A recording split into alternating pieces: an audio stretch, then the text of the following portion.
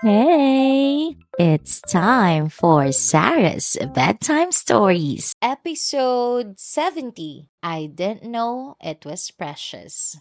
Throwback photos.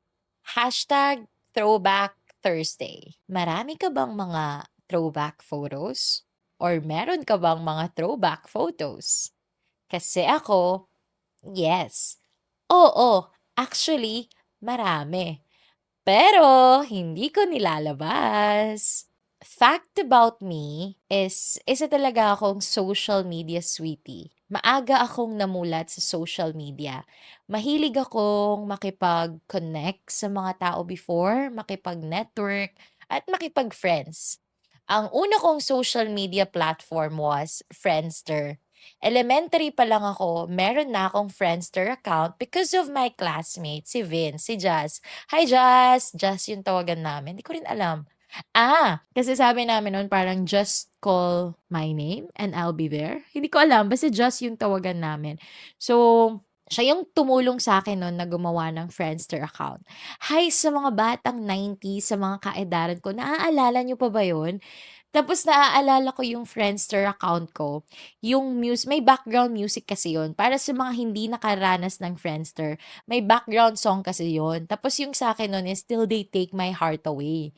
Pero yung banner ba yung tawag dun? Yung parang theme, background ko, si Cardcaptor Sakura. 'Di ba ang bongga ng connection, Cardcaptor Sakura, Till They Take My Heart Away. Pinapatunayan lang nun na bata pa lang talaga ako nun. Pero ang gusto ko kasi nung time ng Friendster na yun, naalala ko na kapagka nakikipag-contest kami, wow! Sabi ko sa inyo competitive ako, bata pa lang ako. Kapag nakikipag-contest kami tapos nagkakaroon kami ng new friends, mga nakalaban namin, may chance kami to know their name, tapos hahanapin namin sa Friendster, tapos 'pag nagkita kami sa division, sa regional, parang may connection pa rin kami. So that time, I really enjoyed Friendster. Nung mga panahon na yon, wala pang smartphone, tapos medyo mababa lang yung megapixel ng camera, hindi pa kita yung pores, hindi pa kita yung mga insecurities or wala pang filter, wala pang tamang angulo. Ang anggulo lang nun is yung nakaganyan ka. Yung phone mo, di keypad pa nun, my gosh, I felt like I'm so old. Pero di ano yun, di keypad pa yung mga phone tapos ibabaligtad mo siyang ganyan ta's magse-selfie ka na gano'n tapos i-a-upload mo. So that time, sobrang free pa to post a lot of pictures. And during those times, ang naaalala ko 'pag nag-post ka ng picture, kahit walang okasyon, kahit selfie lang yun, marami talagang magko-comment and yung comment talaga nila totoo. Like kung ano yung mapapansin nila sa photo na yun, free sila to post that comment and ikaw sobrang happy mo to receive comments like that kasi parang first time yun for me.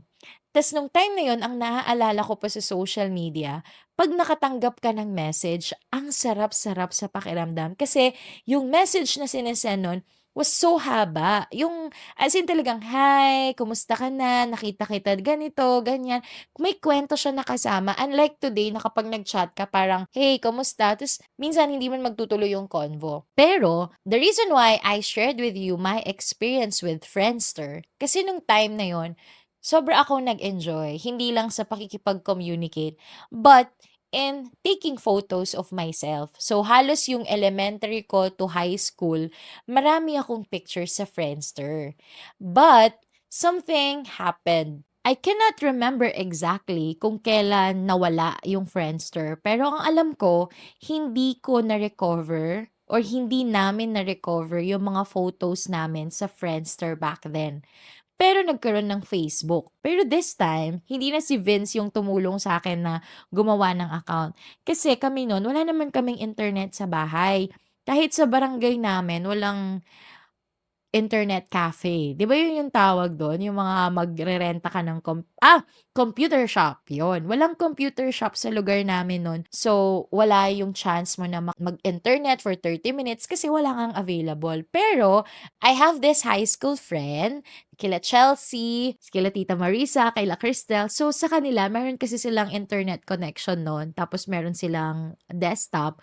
So, every time na Sunday siguro yun, pumupunta ako sa kanila tapos Dun ako nakagawa ng Facebook ko. Tinulungan nila ako. Actually, hindi lang kila Che, pati kila Geraldine, kila Tita Alice. So, sila yung tumulong sa akin na magkaroon ng chance na maka-experience ng internet. So, sila yung gumawa ng profile ko and all. Tapos nauso nun yung free data. Parang, actually, hindi siya free data. Pero ewan ko paano namin nagawa yun na nakakapag-Facebook kami ng free, pero walang photos. Hindi kami makapag-upload. Tapos nung naalala ko, sina Che, tsaka sina Je, wow, rhyming. Meron silang webcam. So, pag nandun ako sa kanila, nagpipicture ako, tapos ina-upload ko. So, nung nasa Facebook na kami, dito naman, in-enjoy talaga namin ang mag-take ng photos, mag-take ng videos, kasi natutunan namin nung nawala yung Friendster na hindi namin na-save yung mga photos.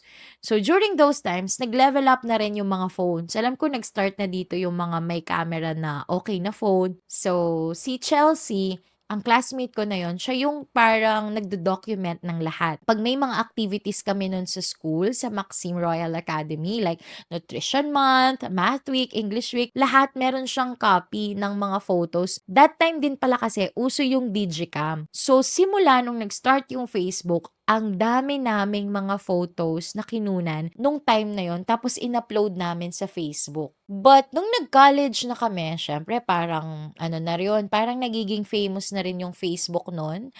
Nagsa-start na dito yung nauso na bigla yung parang private ka, low-key. So when I was in my college years, or siguro third year college ako noon or second year college, bigla akong naramdaman yung feeling na the more na information yung binibigay mo sa mga tao, the more na may chance sila to hurt you. Parang dun ko na-start na gusto ko na lang maging quiet. So, nung nakita ko na nagbago yung dynamics ng Facebook nun, napagdesisyonan ko to keep my sanity. Wow, sanity. So, dahil doon, naisipan ko na maging mag-iba. Parang tinanggal ko yung mga photos ko, konti na lang ang nakikita information about me. And during those times, I felt okay. At bukod do'n, tinago ko rin kasi yung mga pictures ko nung younger years ko kasi feeling ko that time ang tsaka-tsaka ko. Eh, kasi nung college ako hindi pa ako naggo-glow up nun, as in.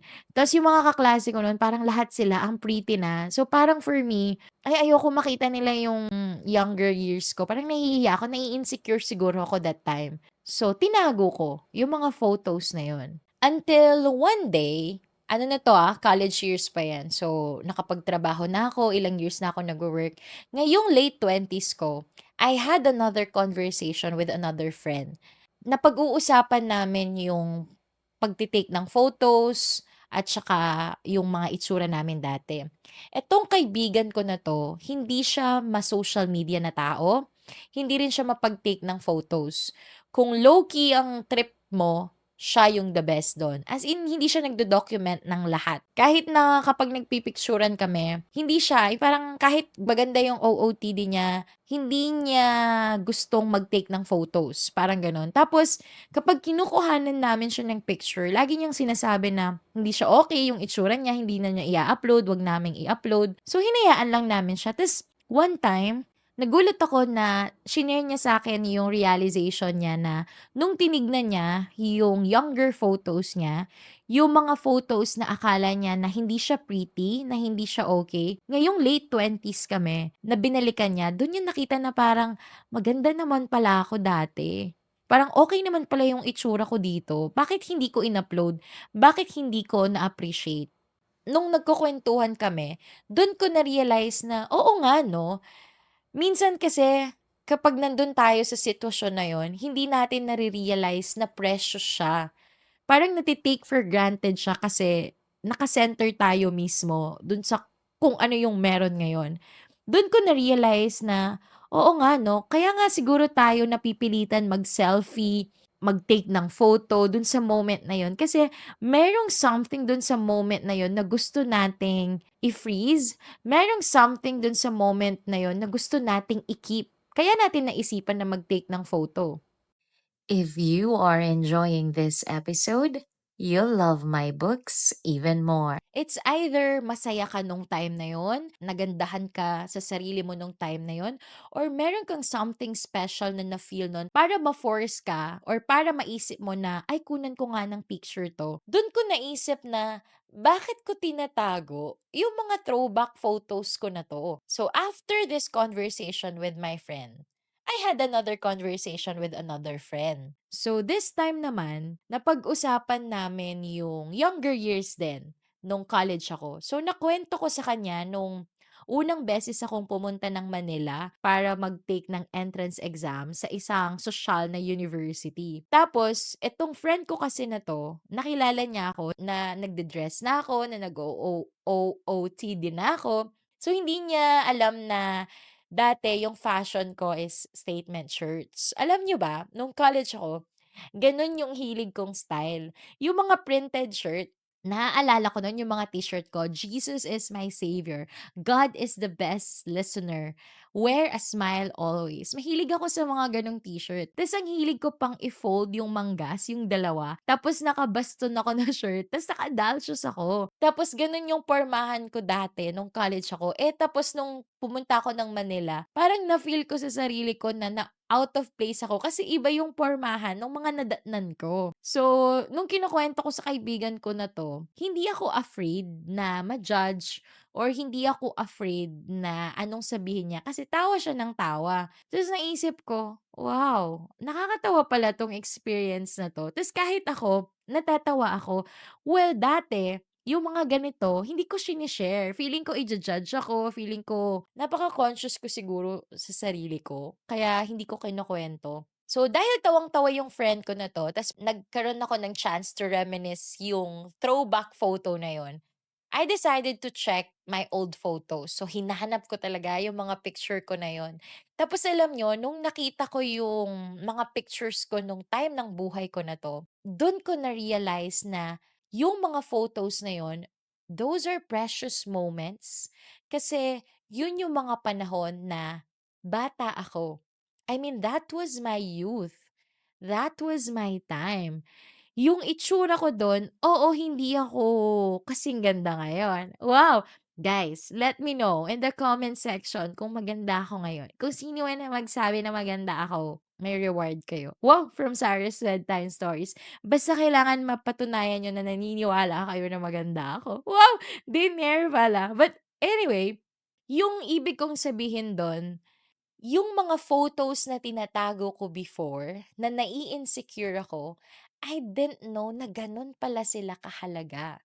Kasi sila yung proof na once naging bata ka, yung innocence mo, yung energy mo, yes, may siyempre kamukha mo pa rin naman yung dating ikaw. Pero alam niyo yun, nung nakita ko yung mga pictures ko nung bata ako, I felt like merong ibang energy, merong ibang vibe na binigay yung picture na yun, na kung hindi ko tinignan sa picture na yun, hindi ko maaalala.